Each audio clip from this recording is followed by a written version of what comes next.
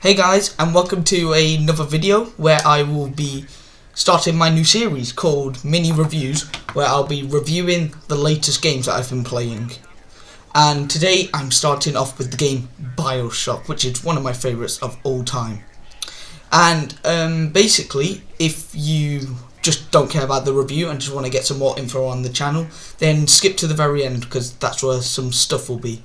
Also, there will not be any spoilers in this video, only tiny gameplay spoilers from the background footage. But there's nothing like the twist at the end or something, not that big.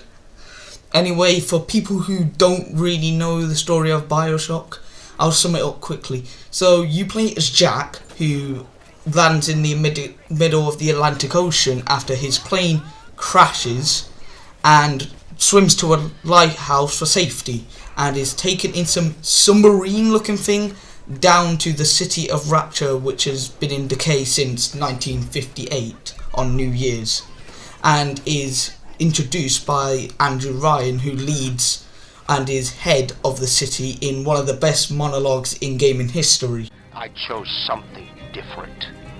I chose the impossible. I chose Rapture.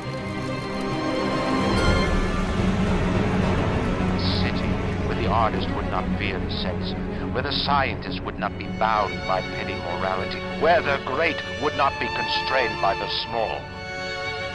And with the sweat of your brow, Rapture can become your city as well.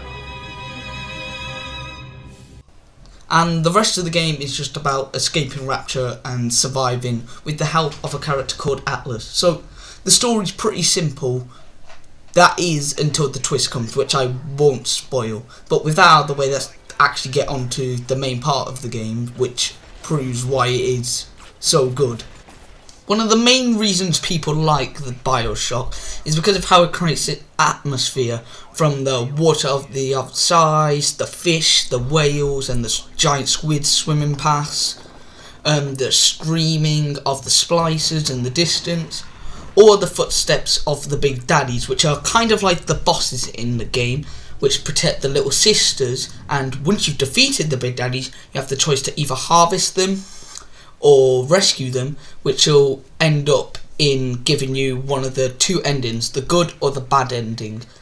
When I first played through it, I accidentally got the bad ending, which I didn't mean to, but that's a story for another day. Speaking of little sisters, when you've harvested or rescued them, you get something called Adam, which allows you to purchase something called plasmids, which are basically superpowers, which can be either shooting electricity, setting things on fire, or using telekinesis out of your hands. Oh, and also the music is really good in this game, one of the best in the gaming industry, in my opinion, of course. Overall, Bioshock is a masterpiece in gaming that everyone should try, and I'm clearly not the only one who thinks that. But the problem with doing a mini review on this is that the way that you know that Bioshock is so great is by playing the game itself, but if I told you that, then it'd be spoiling what makes Bioshock so great, which I, of course, don't want to do. Now, this is gonna sound weird, but I am giving this game a very high score, and I'm giving it this score because it is what I generally think. I'm not like IGN, who just gives 9s and 10s to every single game. The reason I even did this game in the first place is just to get this out of the way.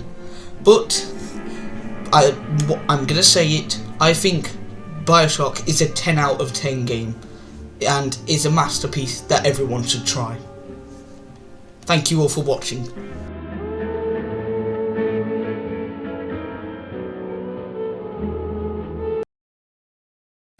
Hey everyone, this is just the update that I was talking about doing at the end of the video, at the beginning. So considering we're all trapped indoors, I thought that I'd just upload videos now because I've not got a lot to do aside from schoolwork and playing other games. So I am actually going to start uploading videos. That Dreams one doesn't really count. This is basically my first video.